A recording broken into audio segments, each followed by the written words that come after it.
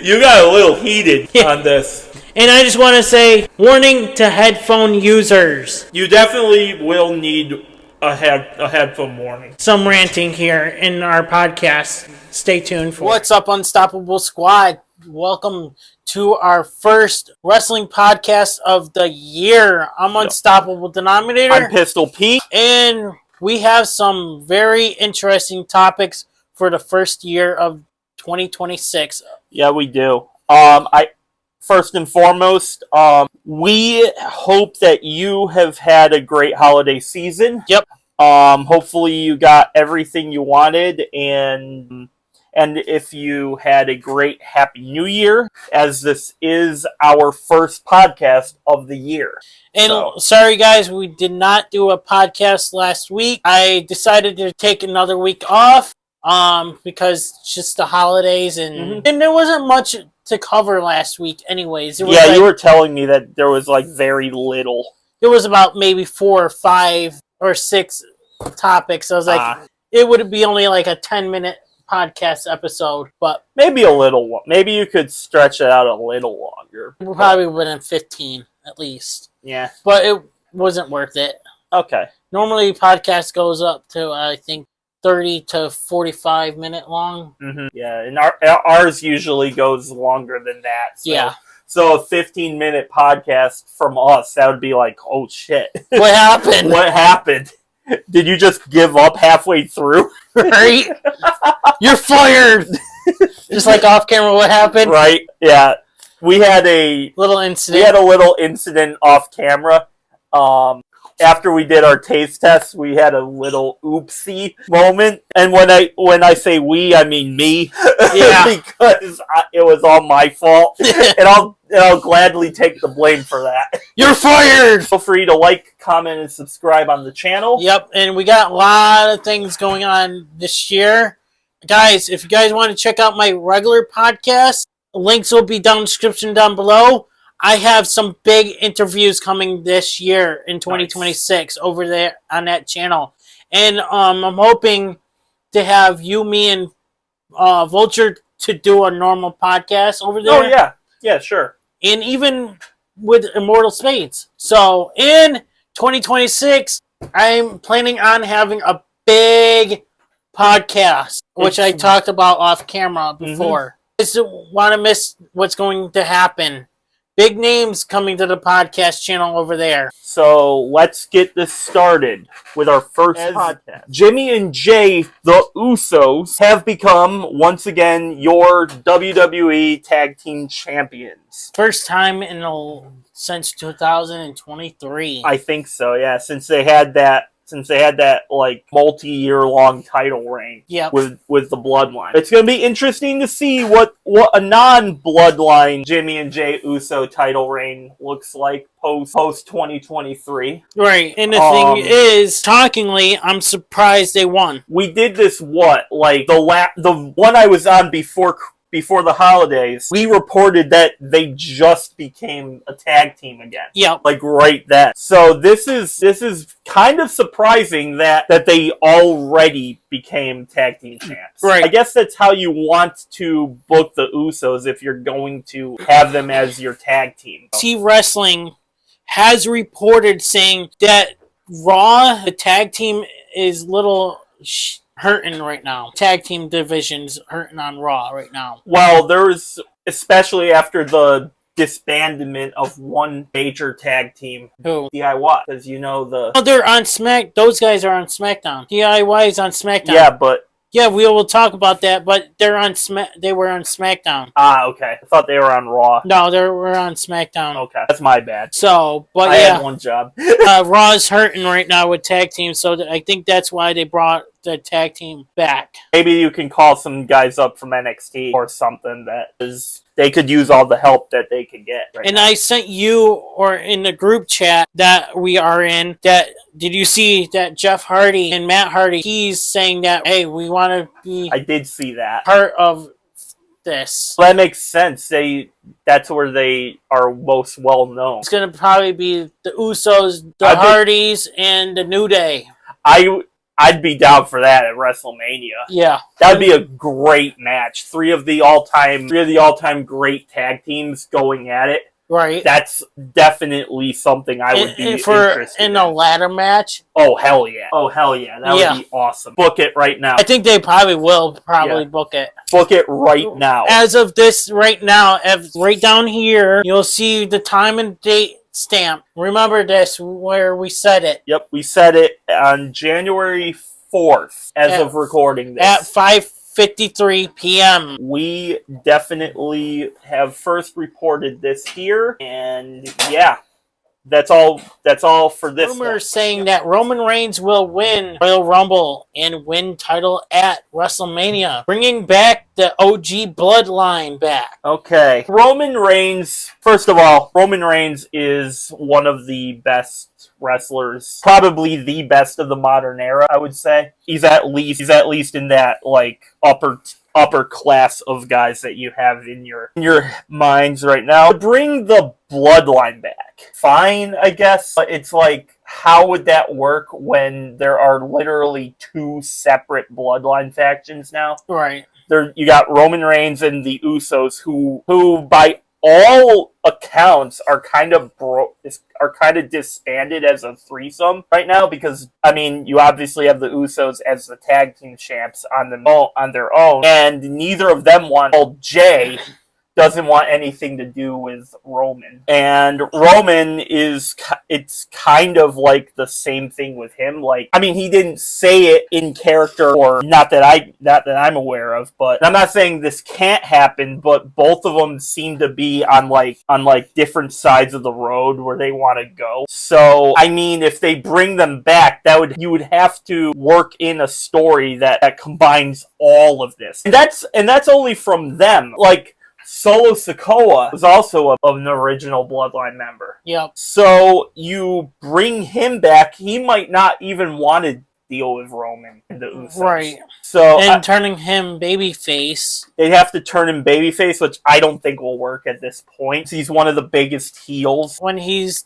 like on the house shows and stuff, he's a little funny though. Yeah, I mean, sure, but those are house shows. That's not like those aren't like the main canon. Yep. If you know what I'm talking about here, because Roman Reigns has a lot of heat with a bunch of different members of the locker room, and even some superstars like Sami Zayn or whatever, for instance, they might not even trust Roman again after his title reign, where he basically steamrolled himself through the entire locker room. So I don't know. I think I could definitely see him winning a title, and that would be an interesting Mania moment, because WrestleMania and Roman Reigns kind of go together like peanut butter and jelly these days. So I could definitely see him winning a title there, but I don't think I'm all on board yet for the bloodline to be a thing. What do you think? Yeah, I kind of agree. I don't see it happening yet. Maybe give it a couple years. Mm-hmm. Maybe, who knows, maybe as a face and turn it into a heel, but I want to see it as the original bloodline as the face. Yeah, me too, if that were to happen, because had a heel run already. The only thing that they haven't done would be them as a babyface faction. Right. Again, I don't know if I don't see it right now. I think it'll lead up to it. Who knows? Yeah, they might put something like on Raw or SmackDown leading up to WrestleMania. Like, they might just swerve us in that direction. But or like, you know what Jimmy says? Oh, I called up my brother off camera, and we combined the Usos again. It's like, what if they did that off camera? Someone mentioned it on SmackDown. I'm not sure if it was Solo Sikoa or one of the announcers, but somewhere I heard on SmackDown that there was going to be a new Bloodline story. But again, like what I was saying, like a lot of stuff would have to go down. A lot of like hashing out would have to happen if this were to be I say it won't be at WrestleMania. I can say probably SummerSlam Survivor Series up to that point, but yeah. Yeah, I could see that. maybe WrestleMania would be too soon. Yeah. But anyways, that's it for this. What do you guys think? Do you see Roman Reigns and the Bloodline back as a faction or not? Let us know in the comments. Topic is about Sheamus. A couple months ago, I think it was, we did a report that Sheamus, after he won his match in the Last Time Is Now tournament, took up an injury. Yep. And they had to replace him with The Miz. And then, LA Knight eventually went on to face Gunther, and Gunther retired Cena, whatever. You know what we're talking about. However, now the reports are saying he's getting shoulder surgery. Now, I am not sure that it is from the injury he suffered at the Last Time Is Now tournament. That has not been specified anywhere. Right. This could have been another one, like in workouts, in like a workout. So Sheamus is going to be out for some time. I wish him nothing but the best. Right, and C Wrestling did report saying that he did successfully have surgery repaired. Okay, so that is good news. I wish Sheamus nothing but the best. Yep. For our next topic is about the 2025 NXT Awards. So this is a yearly tradition on NXT where the last NXT of the year is typically a pre-recorded show, and they basically go over what the NXT standouts of the year are. So So on the NXT last week, it was revealed to us that the male superstar of the year is Javon Evans. The female superstar of the year is Sol Ruca. The tag team of the year is Sol Ruca and ZARIA. The match of the year is Femi versus Trick Williams versus Javon Evans at Stand and Deliver, which, my God, that was a fantastic match. So it definitely deserves that. And the premium live event of the year, which, no surprise to anybody, was Stand and Deliver. It's their WrestleMania, and it basically wins every year. It used to be NXT TakeOver Brooklyn when that was around years ago. That would win this award like each time it was available, because that was the best. Those are two of the best NXT pay-per-views ever, if you ask me specifically. It's what first got me hooked on NXT, and it also was just at a time where the roster then was so much better than the roster that they have now. And even though NXT is still good now, it's just the class of the two variants are like far apart. I think Javon Evans is definitely deserving of this award because he's just been killing it in every way possible. He's had, it seems like every other title match that is on NXT has Javon Evans in it, and though he is yet to win, you can tell by watching his matches that dude has it. Right. That dude is going to be the next Jeff Hardy. I can see it right now. He's just the next Jeff Hardy, Kofi Kingston type character for me. You're right, and the thing is,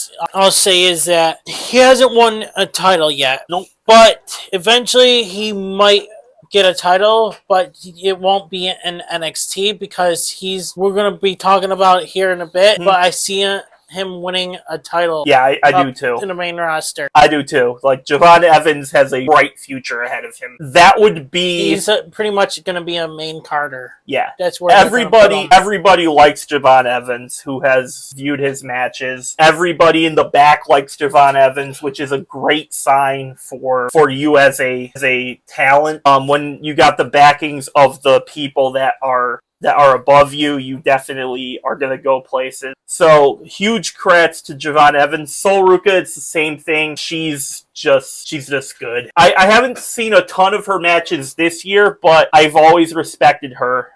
She definitely has something going for her. Maybe they will bring her up like next year. I could see. She definitely deserves that. I personally would have given it to Tatum Paxley, personally, because I think the moment she had with the title this past year, I think that was just, I personally would have given it to her, but I'm not going to complain about this. And yeah, I think Sol Ruca is definitely deserving. What about you?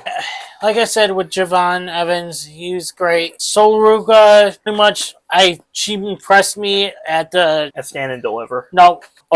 Oh, okay. Last Time Is Now tournament. Oh, yeah, she was in that. She definitely deserves it. But with NXT Stand and Delivered, I didn't watch it because, again, work overnights, and it's hard to even watch them. And when you got spoilers coming left and right, thanks to Ringside News, Facebook, and yeah. Yeah, Facebook, Twitter, YouTube. I don't pretty much go on Twitter, so... Neither do I, but I'm just saying. just watch the highlights or listen to See Wrestling, break the news or stuff. But yeah, so the tag team of the year is her and ZARIA. That's been a notable. They've been a mainstay for a couple years now. I'm surprised they haven't broke up yet. Yeah, I am too. I think it's especially when it comes time to bring Sol Ruca up, I think they might pull the trigger on that. I think they might have ZARIA turn on her, or the other way around, whatever they decide. But I do think the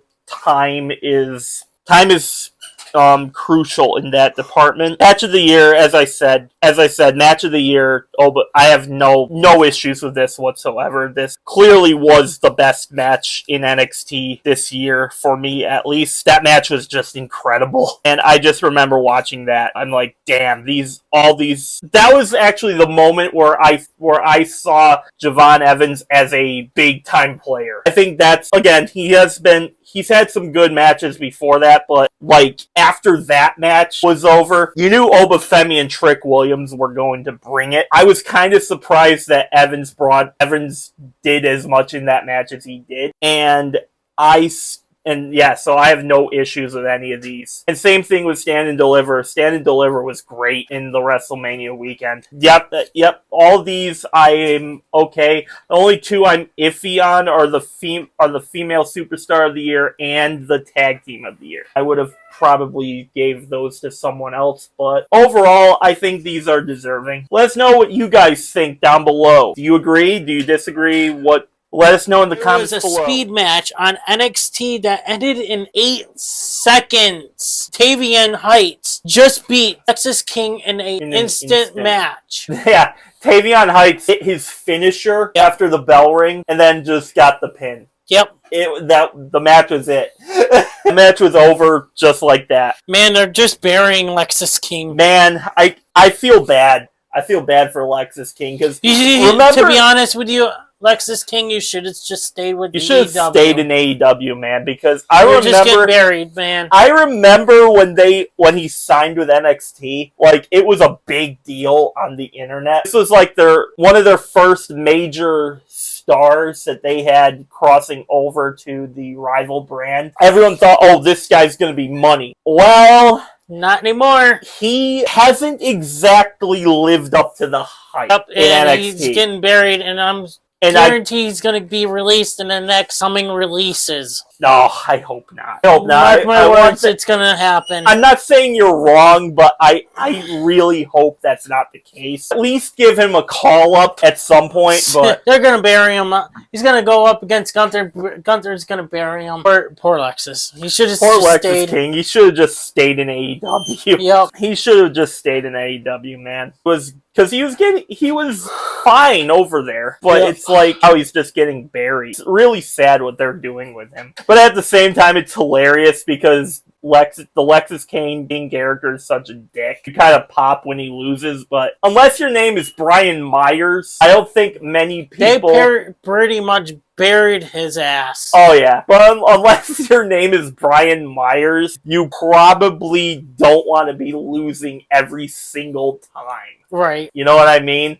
Because it doesn't really do anything for you as a star. Yeah, they buried his ass, and they're pretty much going to bury LEXIS King's ass. Yeah, pretty much. If they're going to have a match end in 8 seconds, come on, man. Yeah, release time. He's done. Let us know in the comments below how you feel about LEXIS King. Our next topic is Rey Mysterio got inducted into the Hall of Fame almost 3 years ago while still a member of the active roster. See, this is why I brought this up, said this before. Why put him in the Hall of Fame if he's still going to be the active roster? I said this off our podcast a long time ago. He got inducted. He's still active to the roster. He's still wrestling. Why put him in the Hall of Fame? Yeah, I mean, that was just a waste. Induct him when he's not going to be wrestling anymore. Yeah, with all due respect to Rey Mysterio, I kind of agree with you.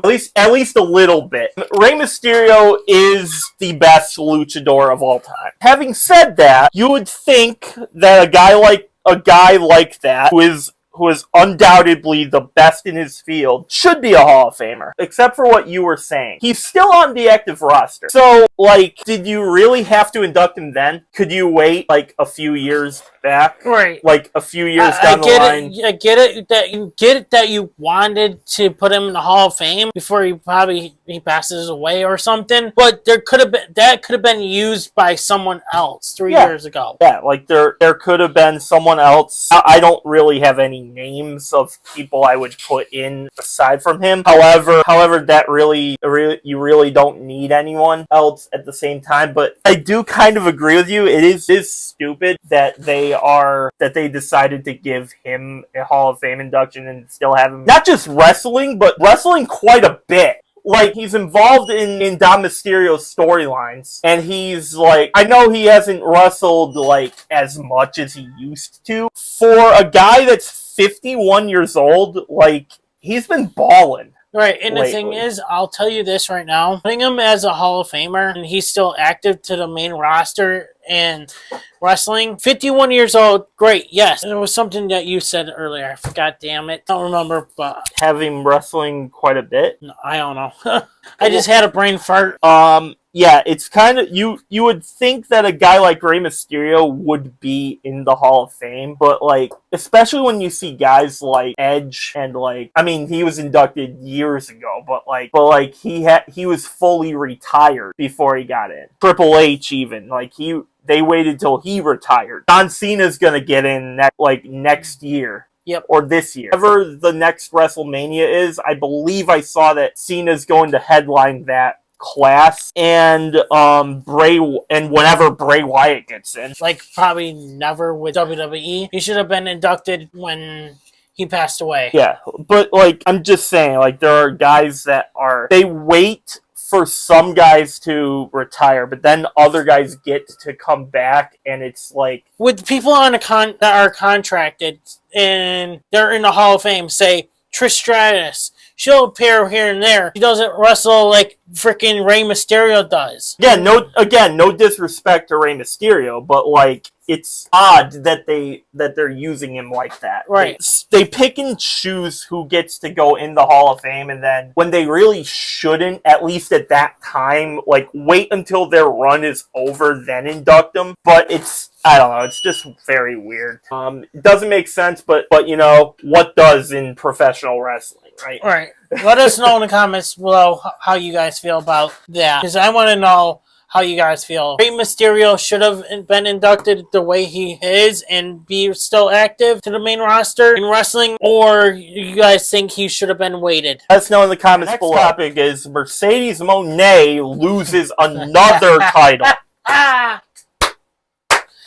I've called this too, dude. Yes, you did. Yes, you did. And she's pissed about when she's getting called out about it, though. Yep. She lost the TBS championship. She's getting called out. I mean, she's telling people to stop saying this is her downfall. Mercedes, this is your downfall. I am sorry to say. You're losing your belts left and right. This is your downfall from winning all those titles. Willow Nightingale. Nice. So, yeah. Oh, boy, I'm going to get... I can already see the comments typing away for what I'm about to say here. I already see it happening. Okay. Yeah. Mercedes Mone, for me, probably the most overrated women's wrestler on the planet. I was never a fan of hers. And even you know this, so you can back me up here. I wasn't even, when Mercedes and Naomi left WWE. I hated her before then. Oh, I know. I hated her from the time she was in NXT, her whole main roster debut, like her whole entire run. And the only time I was somewhat on her side was when she was a heel. But like, because I think her heel character was better than her face character. But even then, she's like one of the most overrated, overhyped like wrestlers that I've ever witnessed. And so to see her lose another title, bro, this is the downfall of Mercedes Moné's career, bro. And you know what? She just, right, yes, she won her 13th belt, up to 13 belts, but where will this lead after she loses all those belts? I think it's time to move Probably on. a hiatus. Probably would think she's gonna go on hiatus. Yeah, or back to WWE. Wouldn't that be funny? And with all the belts there. It seems like whoever roasts WWE goes back. Like Matt Cardona said he would never in a million years go back to WWE. And look, what? And we'll talk about that later on. Cody Rhodes, he smashed. Remember when he made his AEW career? He smashed Triple H. Triple H's throne. With a sledgehammer. I was watching it with my dad. He's now back. Yep. And he's a two-time champion. Because Vince wanted him back. Right, but I mean, welcome Tom home. And then you have Chris. Then now the reports are Chris Jericho is coming back at some point. We just don't know when. We'll talk about that later on, possibly tomorrow. However, nothing is set in stone, and it seems like But my point is, it seems like everyone that said, "Oh, I'll never go back to WWE," they all go back. It seems like, and I think I wouldn't be surprised if it's the same thing with Mercedes. Honestly, no, I've never been a fan of Mercedes Moné at all. Yep, same. And I'm glad she's losing. I really am. It makes me happy. It makes me happy to see Mercedes Moné lose. You know, I'm just going to throw this right out here. I know I can tell you're going to hate me for this, but your former friend, my friend, hated Sasha Banks. Yes, he did. So much. Yes, he did. That he went off on it. Yes!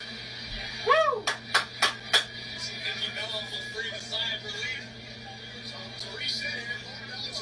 Oh no! Wait a minute!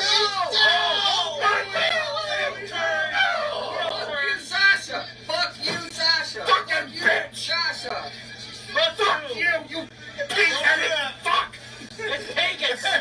I'm hurtful! I almost chewed my foot! Whatever, I don't care! I got cold deficiency! Fuck you, you purple-headed pig-headed fuck! You legit bitch! Fuck you! Wow! Listen to that!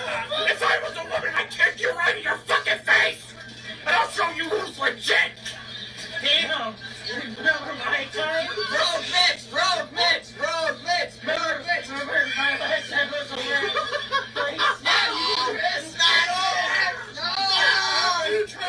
We're gonna have another chip! Come on, woman! Hey, you're right. I train you good. I train you good, Mitch. Mitch, in one word, describe Sasha. Oh, more than just one word. 1,000 words. She's very much. Hey, remember when I said about Triple H? I trained him well. I trained him well. I was fighting so hard I was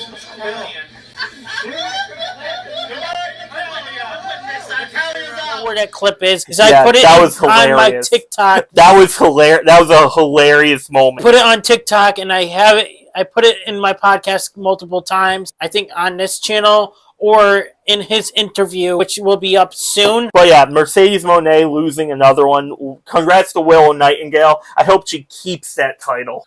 I hope she probably won't. They'll probably give it right back to Mercedes Moné. But nah, I think this is the complete downfall for her.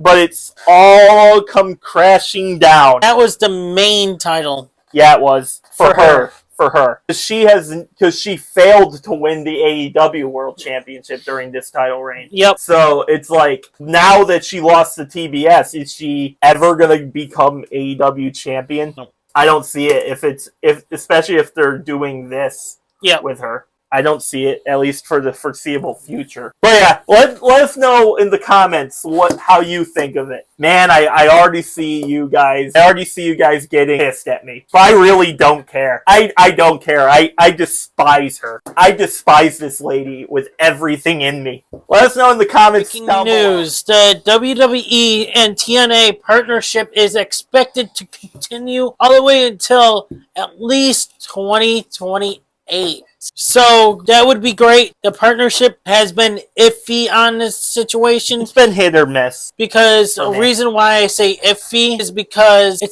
seems like all WWE is getting all TNA belts, and TNA hasn't won. Well, it has won one, but has not won all of them, like WWE has. Yeah, it's definitely been hit and miss.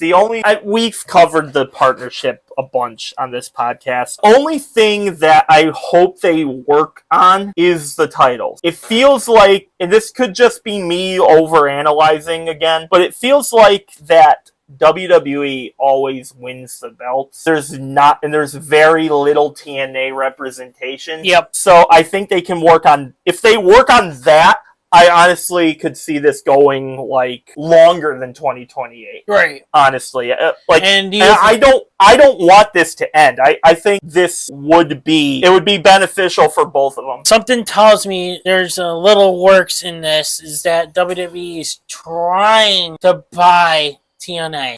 They've been trying to buy TNA for the longest time. Yeah, I'm not going to get into that, but yeah, if they do buy TNA, I mean, maybe they will, but I'm not going to hold my breath on that. But we've talked about this a bunch.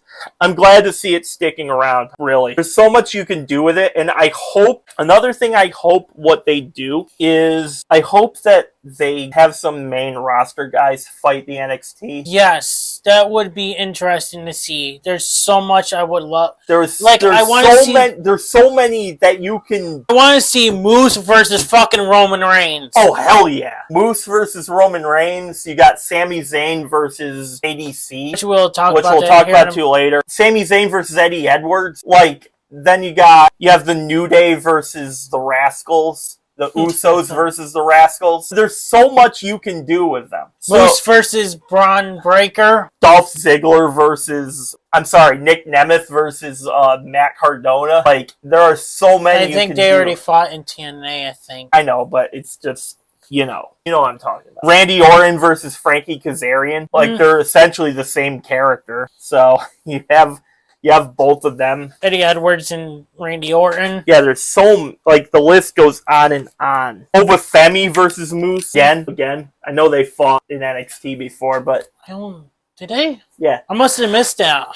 Yeah, I believe it was at Stand and Deliver. I must have missed that. Wait, no, you put Trick Williams and Javon Evans at Stand and Deliver. Yes, but... I know they fought at some point. I know they did. That's a thing that I do remember, unless I'm brain dead, which also could be the case. Yeah. Oh, it wasn't. It was at the February 20th episode of Impact, because I know after the February 20th episode of TNA, they had a thing on NXT where Femi was having that feud with the System, and that's what all this led to. I must have missed that. Okay. It's fine. But let us know in the comments. Our next topic is WWE unlocks a massive vault on Netflix. So you got every WrestleMania and Attitude Era events and more premium live events now streaming on Netflix. This is big for a couple reasons. One, obviously, the WWE and Netflix partnership is worth $1 billion, or however it is. So Netflix wants to get as many pieces of the pie as they can. Another thing is, I've been getting a lot of feed on this where all the pay-per-views that were on Peacock are gone. They're all gone. I think we mentioned this in a podcast that Peacock was going to be off Peacock soon. Yeah, it was. But I think we reported that. But I think that deal ended at the end of the year. Probably. And now that they're on Netflix officially, that they will... See, this is why I think WWE should have kept WWE Network. Yeah, absolutely. I'm going to say this multiple times. And I've said this multiple times in the past. And you're going to keep saying this until it happens. Again. Which is... probably going to happen again. What's the thing you were going to say? About what? I'm confused. What? Oh, the WWE Network thing. Yeah. Oh, yeah, and you're going to keep saying... Oh, I'm such a... I'm a moron. Okay. Editor, keep this in, please. Okay. So yeah, it's great. I'm falling apart already. Are you drunk on cranberry? I might be. I might. Cranberry ginger ale, a non-alcohol drink. I know, right?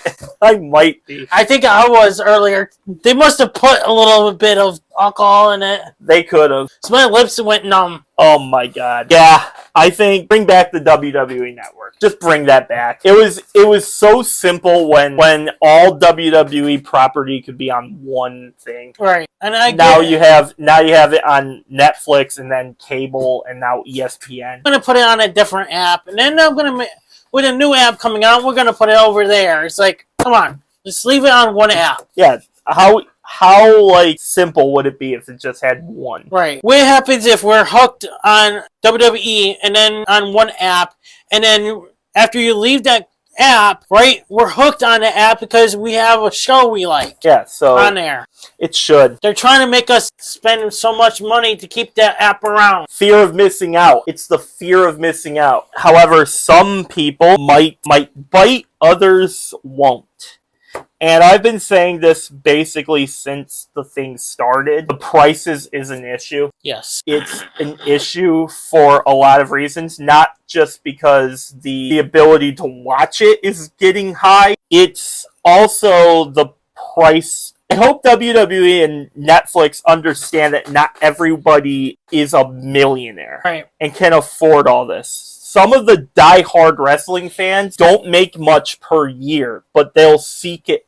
They'll seek that content out because it's what gets them through. If they lose that audience, I've said this before, like, if they lose the hardcore audience, that's when this thing is really going to get down the drain. I know you took this off the list, but you guys, I don't know if you guys know, but you remember the green shirt guy, guys? Yes. There's a guy that's familiar to the green shirt guy where Brock Lesnar guy is literally hung up his shirt and left it in the arena. Mm-hmm. That was his last show. Because really? Why? It's because he can't afford these fucking shows anymore because WWE TKO is too greedy with their fucking money. Because they're money hungry. Didn't have to do that. I mean, you're not wrong, but damn. That's why you said in the past, before, you're gonna lose your audience, and once you lose your audience, bye company. They cannot afford to lose the hardcore audience, in specifically, because the hardcore audience, those are the people that will, no matter what the price is, those people will be there. And you literally lost me from going to a show. Right. I can't afford it right now because I have too much bills to pay. I'm hanging by a thread by watching all these freaking apps. It's not an issue right now because right now you're not seeing, I mean, you see a bit, right? For people who are anti like anti-greed companies and like anti-streaming services or what. But if they keep going the way they're going, eventually the people that always watch will no longer be able to. And if that happens, if they lose those people, not people like you and me, who if it goes too much, then we can comfortably say see ya.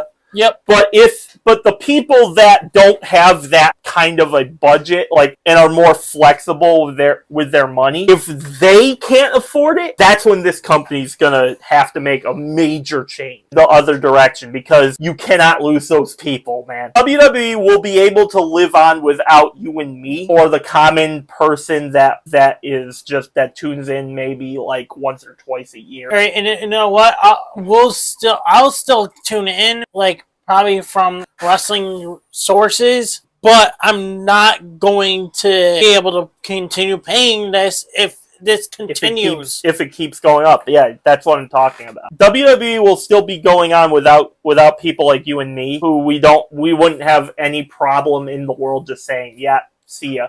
But it's the people that love wrestling. If those people start dipping because of whatever reason, prices, TKO, whatever the reason is, any reason is valid, by the way. When it comes to them watching wrestling or providing for their family, they are going to choose their family. Yep. Or at least I hope they do. If they don't, then you're... Or at least I hope they do. If not, then obviously you have different viewpoints than me, but that's what I'm mainly saying. Right. Yeah, if they lose those, then it's bye-bye company. Yep, and TKO's been dropping it down to the ground. They really have, and it's sad what this company is going to, honestly. Because they had such a high just as early as, like, a few years ago. Like, everyone was tuning in to WWE. Even people who... My girlfriend who didn't watch WWE since she was a kid, since Austin and The Rock and Goldberg were wrestling in their prime. And she just came back, like, 2 years ago. Because I kept telling her, this thing is getting good. Yep. This thing's getting good. And she's like... And again, fear of missing out. Like fear of missing out. She wanted to know, and now she watches everything like us. But again, we are the type of person where we will have a budget, right? Yep. We will say, okay, we can't get anything past here, and if that happens, trust me, she will have no business. She'll have no problem at all telling WWE to go fuck themselves if they keep the price hikes and everything else. Yep. Especially if the prices to the shows and the pay-per-views don't go down, because that's a whole nother rabbit hole that I don't really have time to get into on this podcast. But yeah, we will probably be talking about this in a different podcast. Maybe next week. AKA my normal podcast. Yeah, maybe on this one next week. Who knows? I think mainly we should talk about it on my regular podcast. Yeah, definitely. When we have Vulture, if you have time next week. Okay. So I have a bunch of different... I'm free like a bunch next week, so yeah, we'll be able to work something out. Anyways, let us know in the comments below how you guys feel. Are you guys happy that everything is on one platform again, or almost on a platform? But let us know in the comments. Next topic: Mercedes. I almost said Mercedes Mone. Mercedes Martinez confirms 2026 will be her final year as a full-time wrestler. Yeah, I kind of saw this coming. But I'm also shocked because I haven't really seen much of her these days. Yeah, either have I. I don't even know where know where she wrestles, but I remember she was one of my favorites when I was watching her in in NXT and AEW. But yeah, so it's kind of shocking that seems to be calling it quits. Full time. She could still be part time. Yeah, she could go to part time, where she could probably start a family or just do something else. Oh, she is still in AEW and Ring of Honor. Okay, so maybe she's gonna step down to full part time. Yeah, and just do like here and there, and then maybe see if she has kids or not. I know she's married. Yeah, she has one kid. Oh, she does. Okay, yeah, it's right there. How old is she? She's 45. Okay, she can't. I don't think she can have any more kids. I mean, she probably could, but I think after 42 is like where you're gonna have like issues. Yeah, but it happens. Yeah, it happens, you'll have issues during pregnancies. I mean, you wouldn't know, but I know because we were talking about this at work. Okay, but yeah, it's good for her if she wants to go down to part-time or not. Maybe she's retiring, maybe whatever.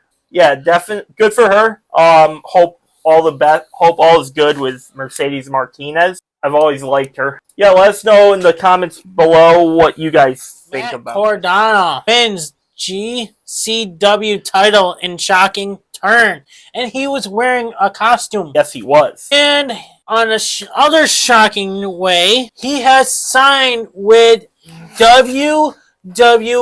Yes, he did. Matt Cardona is back. He is on Friday Night SmackDown full time. So I'm wondering if WWE is now allowing their superstars to work on indies as well. Probably. I do remember Triple H saying that they want to go in that direction. Like this was maybe like in the spring or summer. Yeah, but they do have the WWE ND ID or whatever. But I do remember Triple H saying to us that they do want to go in that direction. So it seems like, or this could just be a Matt Cardona thing because he likes popping up basically wherever he wants. It could also be a Matt Cardona thing, but if he is in WWE, I know he's signed there, so he is there. But if when he goes to WWE, if it's just going to be for SmackDown. You see what I'm saying? Yep. So he can also, because of the partnership, he could show up in TNA whenever. He could also show up, like,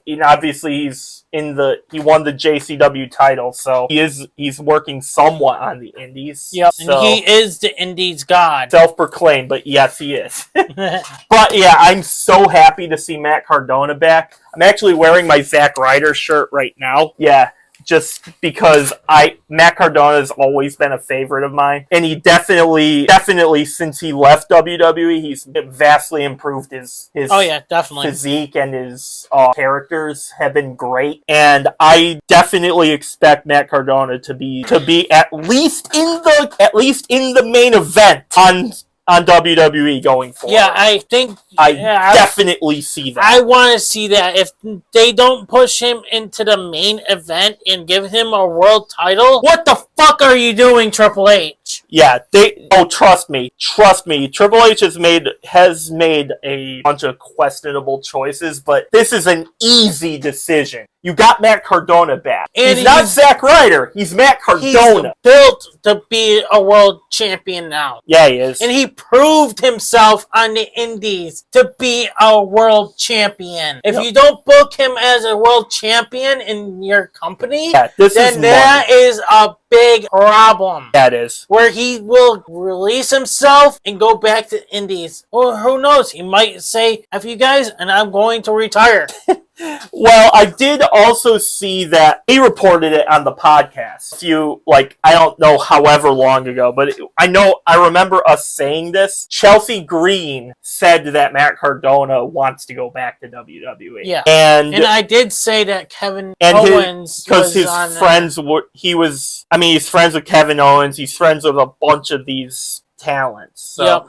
They all love seeing him back, I'm sure. And now he's on SmackDown, so he can be closer with his wife. And who knows? I think it's good for everybody involved, but they better push him as a world champion. I want to see Selena and Aleister Black versus Matt Cardona and Chelsea Green. Yeah. I could see that. That would also be that. And when Kevin Owens comes back, Matt Cardona versus Kevin Owens. If Kevin Owens comes back, if he does, I should say, because he is still out injured. So there's a whole bunch of things they could do with him, and I'm expecting multiple. I'm expecting at least a title because that's all he's missing to become a Grand Slam. He's won tag team, Intercontinental, and U.S. title before. So we'll have to see where it goes, but I'm super happy Matt Cardona's back, and I liked how they chose Kit, whatever the dude's name was in the Yes Boys. I forget.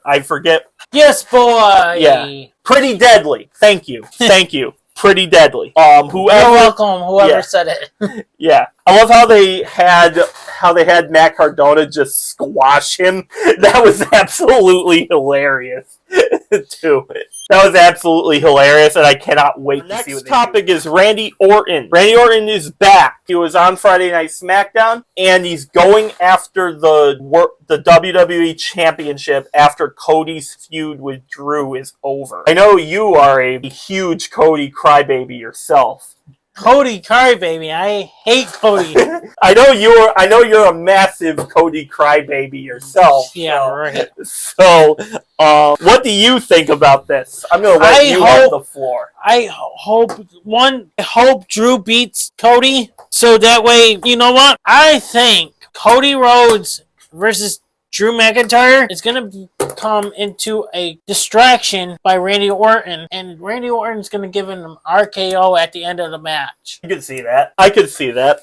And it would give Randy Orton the heel turn that I thought was going to happen months ago, by the way. Like, as soon as Cody won it the first time, I was like, okay, this is easy booking. Randy Orton should be somewhere on Cody's radar. This is easy booking. Right. But now they're waiting. Why they decided to wait till now to book this match is beyond me. But yeah, I think part of me wants to see Cody beat Drew, have Randy turn on him, probably RKO like you said. When is that match? It's at Bash in Berlin.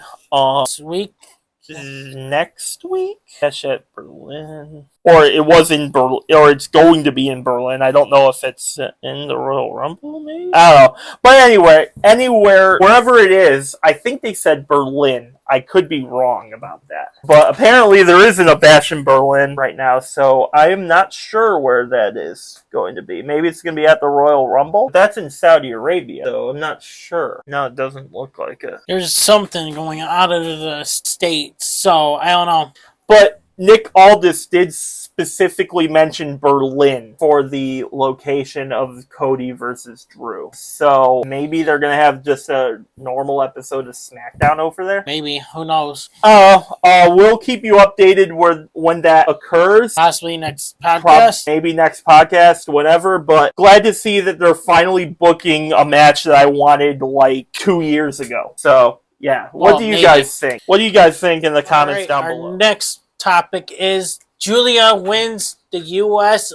belt back. About a couple months ago, we did talk about this, if she was ever going to come back from this, and she actually did. Actually surprised She probably just needed time off. Yeah, from recovering from an injury, I think. Probably.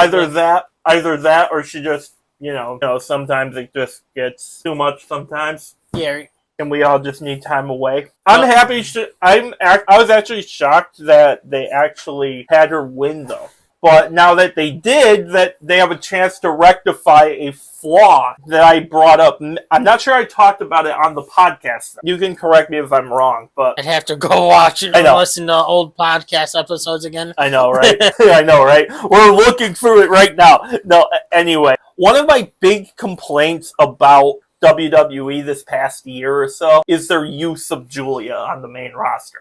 Right. I felt like she won the title. They did nothing with it, why her and Stephanie Vaquer were great in NXT. Right. So it's like, how can you not book her? And because she clearly has talent. Then once she lost the belt, which I didn't even, at that point, I forgot she won it because they literally done nothing with her again. Yeah, right. So it felt like she was there and then gone. And then she's just finally coming back here. She wins the U.S. title a second time. It's just like Jade Cargill. You haven't seen her defended the belt. Mm-hmm. It's like, what the fuck? But she at least has a presence on the show. She at least has a presence, and they're doing something with her. She didn't defend the belt, yes, but she at least has a presence. I never liked Jade. Fine.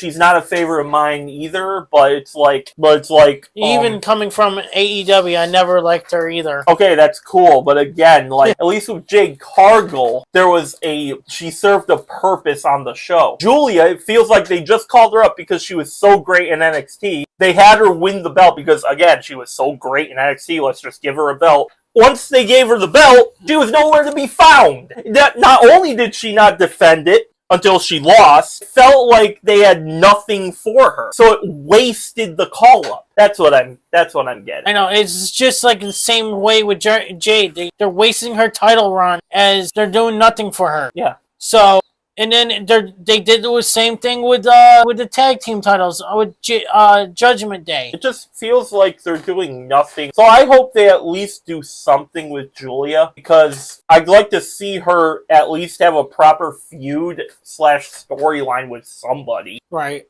As champion, other than Stephanie Vaquer, who she can't wrestle because she's on the other show.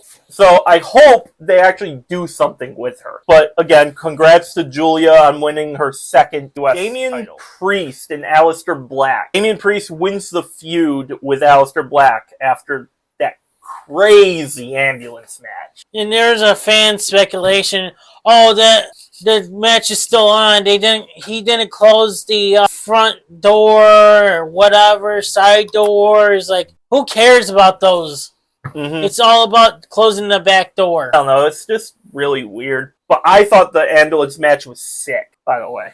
I don't know. I didn't even remember. I just listened to the highlights. See wrestling when he tells me stuff. So you should check out the highlights from that. It was really cool. That was a crazy, like the first main event of SmackDown for this year was the ambulance match between Aleister Black and Damian Priest. That match was incredible. Rhea Ripley came out and took care of Zelina Vega. Damian Priest power slammed Aleister Black off the top of an ambulance through the table. Like I said, this match was sick. It could have gone anybody's way, but Damian Priest did take the victory by closing the doors on an unconscious Aleister Black at that point.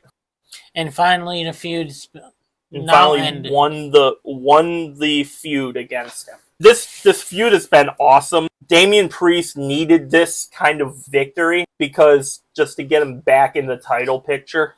And I'll tell you this right now.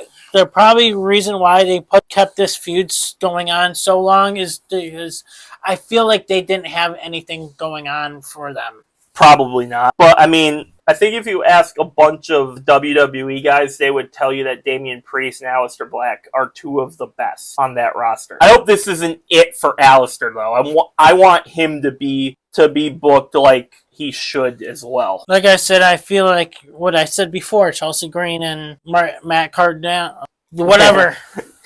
Matt and Chelsea versus Aleister, and this should be bringing into a mixed tag team championship for these guys. Right. Yeah, I completely agree. I think you definitely should do something with both of them because neither one lost. I know Damian Priest won the feud, but I don't think Aleister Black lost it. I think both of them can continue on and get better from this point on. Yep.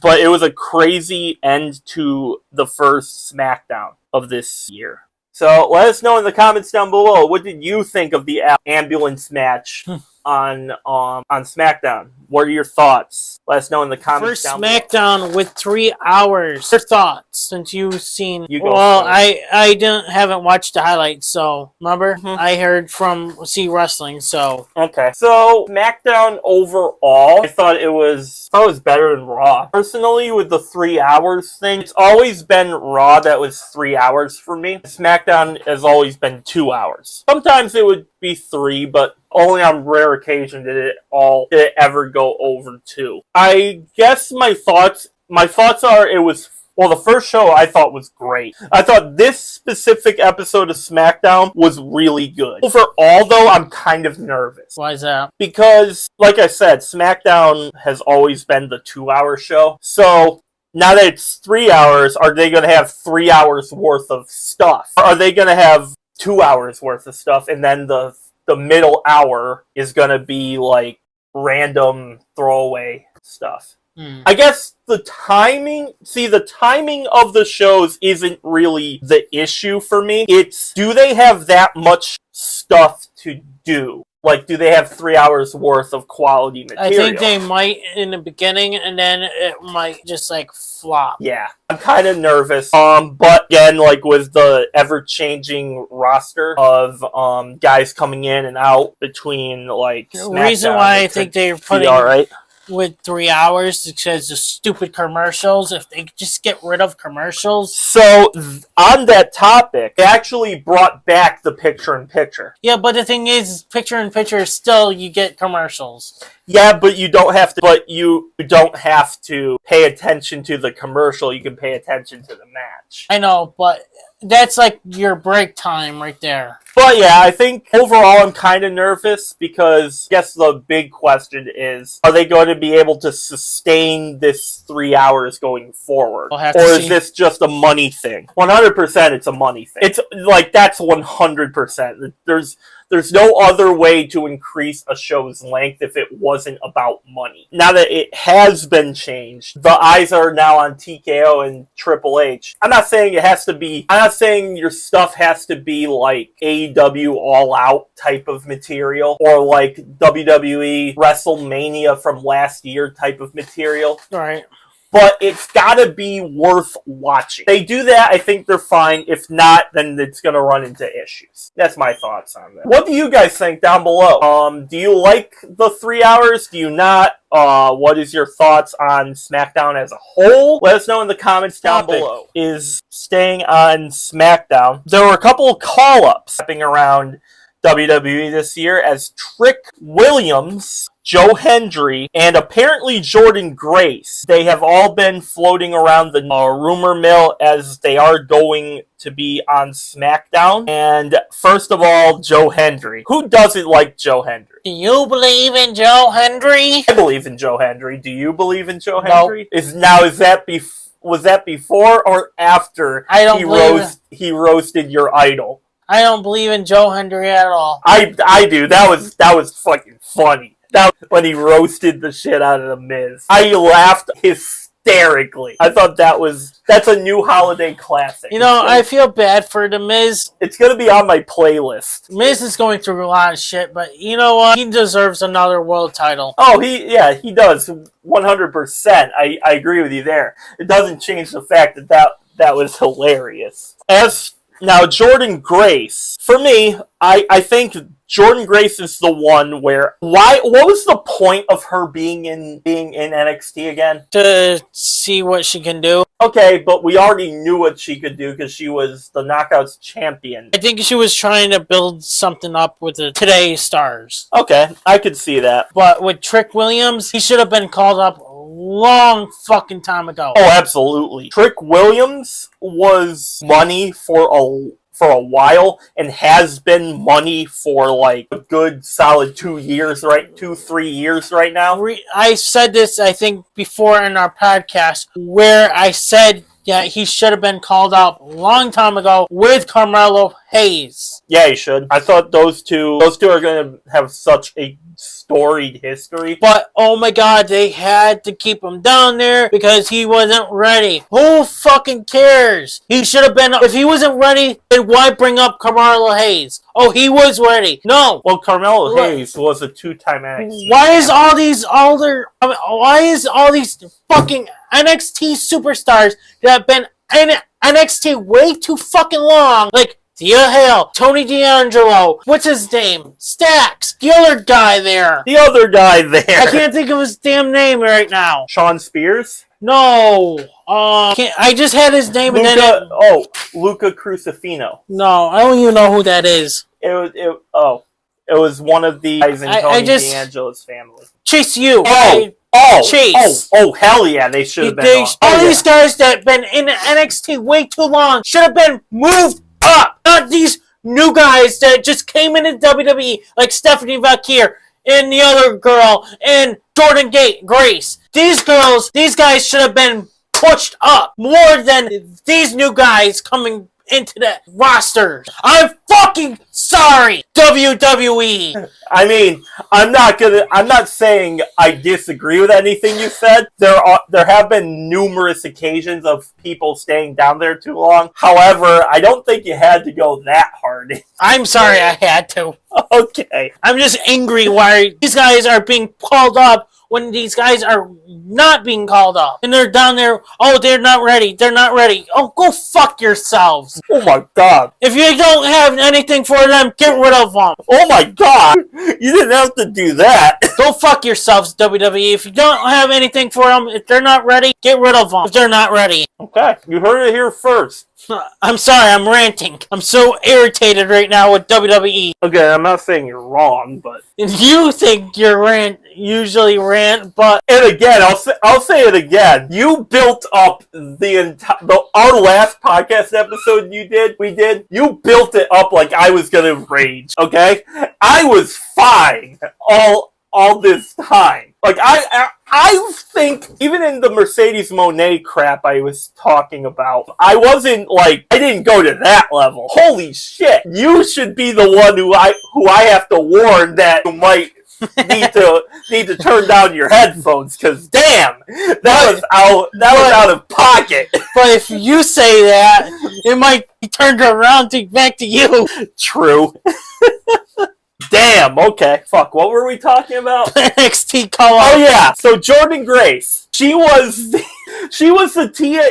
TNA Knockouts champion for the longest time before her contract was over. Why? I'm sorry. And she debuted in the Royal Rumble. I'm sorry. But why the fuck did she have to go to NXT? She could have just debuted on the main roster. And then go to work in her way in NXT and still on a But main Trick roster. Williams and Joe Hendry, I definitely think should have been. Well, Trick Williams should have already been on the main roster. Oh, he wasn't ready. Yeah, okay. I'm sure his two NXT championships plus a TNA World Championship will say otherwise. Yeah, he should have been called up long time ago. And Joe Hendry, like, who doesn't love Joe Hendry? Now, Femi has to come up. I heard a buddy of mine was talking to me, said maybe Ricky Saints wins the NXT championship back at New Year's Evil, and then Femi after that just gets called up. Be a possibility. But I feel like, and I think Tony D'Angelo, like you said, will get called up in that next thing. Sorry guys for going ranting again. Damn, just be ready for any time when Unstoppable Denominator goes rants. Unstoppable is back, ladies and gentlemen. He is back. He was kind of mellow for the longest time, but then... Actually, yeah, you're right. Unstoppable Denominator is coming back, guys. He is actually coming back. Man, he's back. 2026, be ready. Okay. If you was that an Unstoppable heel turn? Yes. Nice. Because I'm coming back. If you guys are subscribed to any of the channels that you guys know I'm talking about, I can't say a couple of them. I'll say right now.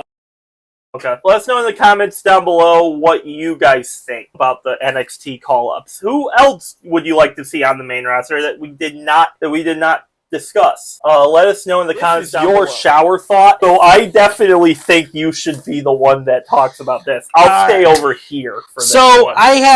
I was just watching this TNA video, and right before I was going to bed yesterday, as of this recording, I was like speculating. JDC Fandango, whatever you want to call his name, has announced his retirement for professional wrestling, and he has one more match in him. So I feel like this could be teasing a fake retirement / heel turn coming. I thought about it. I was like, something tells me you just got the itch to mention it. We've seen this many times before. Well, you only talked about one. Who else, aside from Mark Hendry, faked their retirement? I don't remember right now. Yeah, so it was only, so therefore, you're using this one example about the fake. I just feel like it's going to happen. So something tells me. If I could be wrong, they might swerve me. You never know. It's itching me, okay? Alright, okay. On a scale of 1 to 10, how likely do you think that is? It's a 50-50. So a 5 then. For me, I don't think he's faking his retirement at all. I think first of all, he technically was already before he signed with TNA. The system is done with their reign of terror that they were on. So honestly, this might be a perfect time to hang it up. Yes, but I'm still picturing it. He's gonna turn on Eddie Edwards. I'm still picturing it. Okay. In my head. I don't know why. Okay. So a heel turn. So Unstoppable is thinking he's gonna turn heel. Yep. Interesting. And Alicia Edwards is gonna be like, why? Why did you do this? And Moose fears JDC. Interesting. Something tells me I don't know why. My vision. If this doesn't happen, then I just made this big loss. So you're gonna blame TNA. Yep. And JDC. Okay. Will JDC join the other list of wrestlers that you despise if he doesn't fake his retirement? Kinda. Okay. It's a 50-50 as well.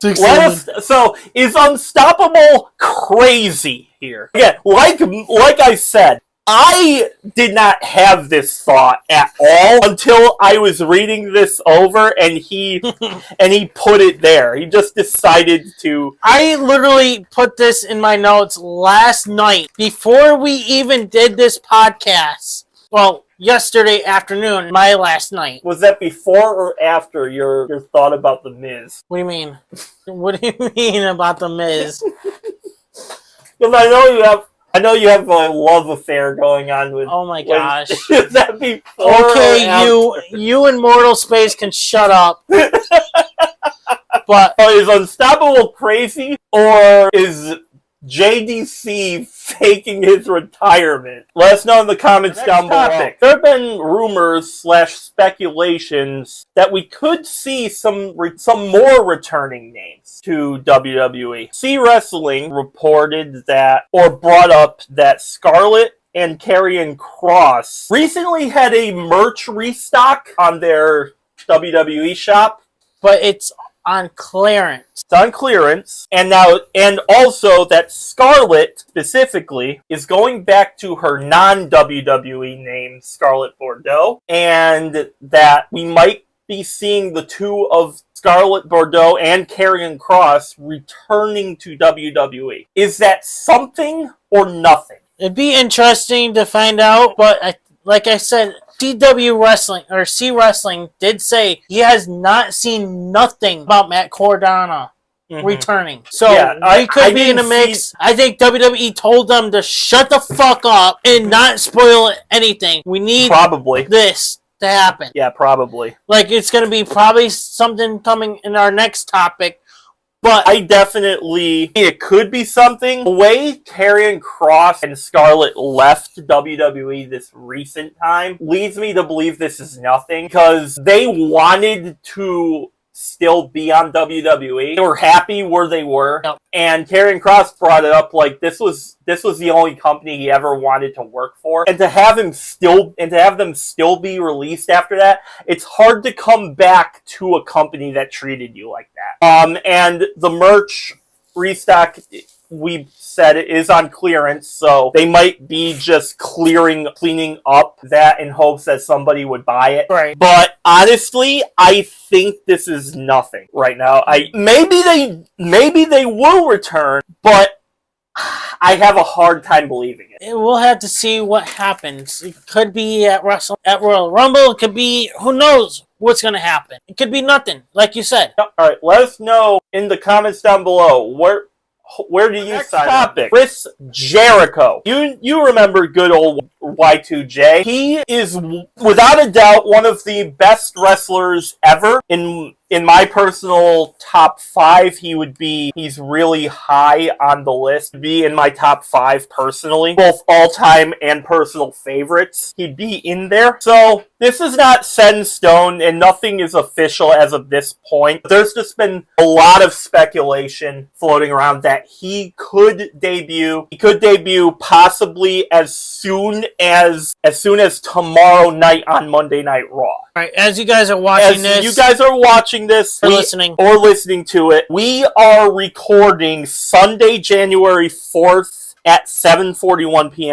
And it'll be right here, the timestamp. Yeah. And literally, we do not know. You already guys know what it is on Monday Night Raw as you guys are listening or watching this. We have no idea what's going to happen because we haven't seen it yet. However, it's not just on Monday Night Raw. As again, like I said, it could be as soon as then. But also, I've heard people saying that he could be at the Royal Rumble. Which I've been saying. Which we've been brought up as saying. And also, this is more recent I've heard talks about him debuting at WrestleMania. So everything is floating around. Everybody is predicting when he's going to show up. Everyone wants to be the first. Oh, we said that! But you brought something up. You brought something interesting up. Maybe they told everyone to keep quiet. And I think Chris Jericho's debut is one of those things you'd want to keep hidden. They definitely know where he's going to debut. They definitely know when he is. But where is he going to debut is up in the air. And the big one, at least for me, what intro are they going to use? Judas or his back to his I2J times. Are they going to use the Break the Walls Down or Judas? I feel like I think it has to be Judas, right? Break the Walls Down. I'm leaning towards Judas. Not just because it's his song. Cody kept his music from AEW, and Jordynne Grace kept her music from TNA. Joe Hendry kept his music. So I think there's a good chance that it might be Judas, but it could also be Break the Walls Down. Again, both are iconic entrances, so you can't go wrong either way. But I just want to see Chris Jericho again. I just want to see. Now, if he does return tomorrow night on Raw, will it happen during or after the match? That's a good one. I'm thinking it would be after. Yeah, like when the credits come out and CM Punk CM Punk. I feel like CM Punk's gonna win. So pretty much CM Punk's gonna have the title up in the air.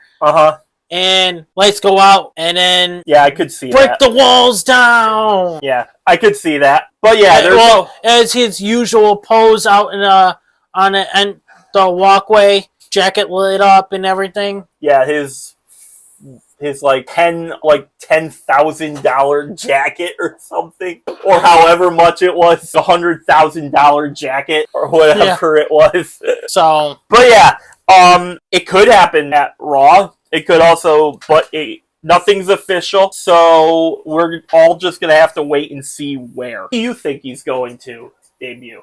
It's hard to say. Are you still going Royal Rumble? Possibly. Right now, it's like 50-50 at Royal Rumble, 50-50 at Raw, it's 50-50 WrestleMania. Who knows? No one really knows for sure. But let us know in the comments down below where you guys want to see. Our next topic is our final topic of the night. Tommaso Ciampa is leaving WWE. WWE sources tell Body Slam his contract is ending soon, and the plan is for his association with the company to conclude without a renewal. Possibly of WWE return after a break is on the cards. Possibly debut in a different company or retirement. Now, back in 2019, but we're going to turn the calendars back a few years, but it was reported, and I remember when this story came out, where Tommaso Ciampa actually broke his neck. So they were basically documenting Tommaso Ciampa on the entire hiatus he took to deal with his injury before he came back and won the NXT Championship from Johnny Gargano. And in recent times, a bunch of different people retire for a bunch of different reasons. Primarily, the biggest one is injuries, but some have other reasons to retire. I personally think, as of this moment, again, this is January 4th on a Sunday, I think he might be done.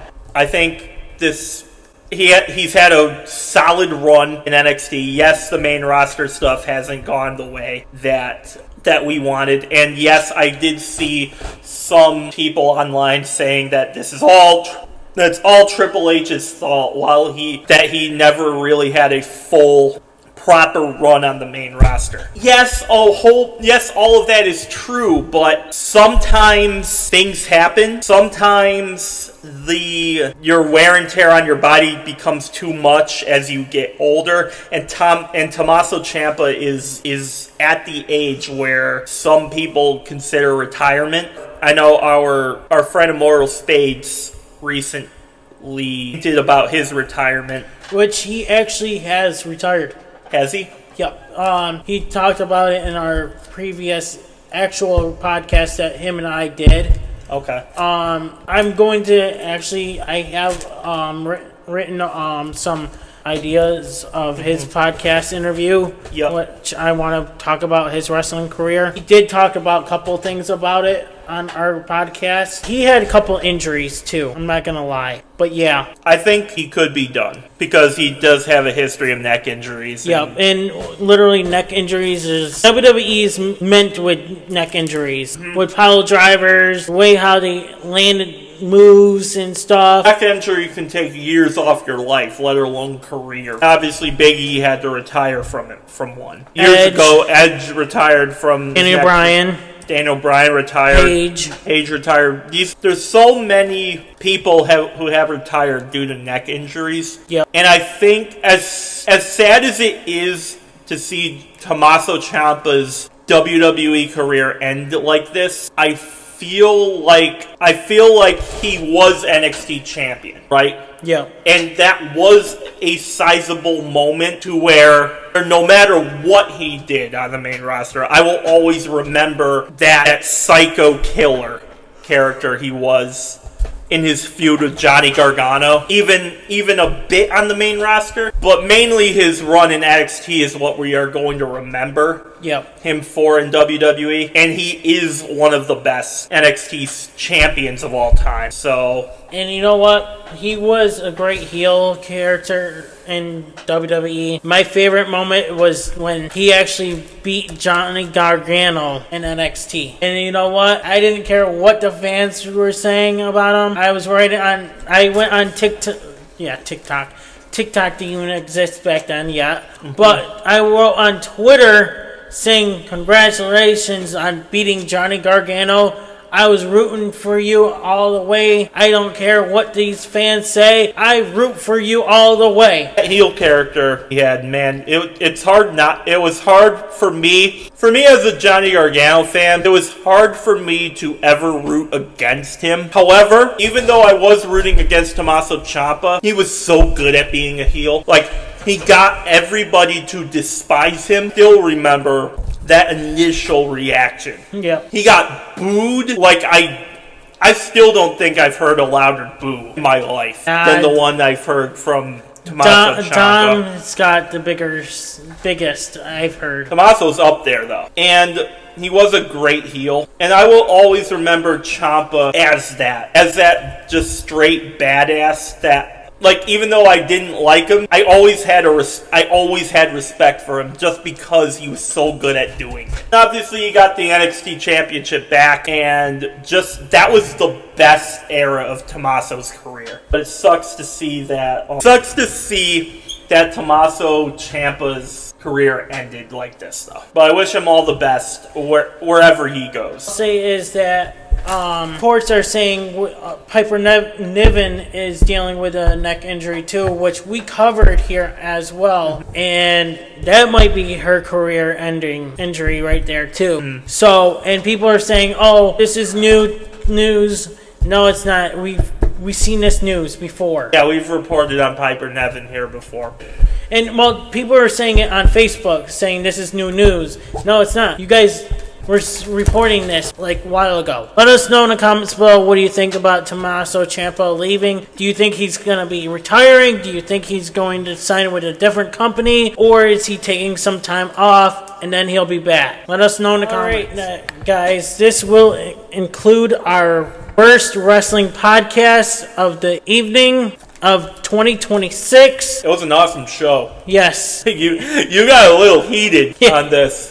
But anyways, Unstoppable Squad was supposed to have the three of us tonight, but someone decided to clean his room. So, but would have been perfect for three of us, but it's okay.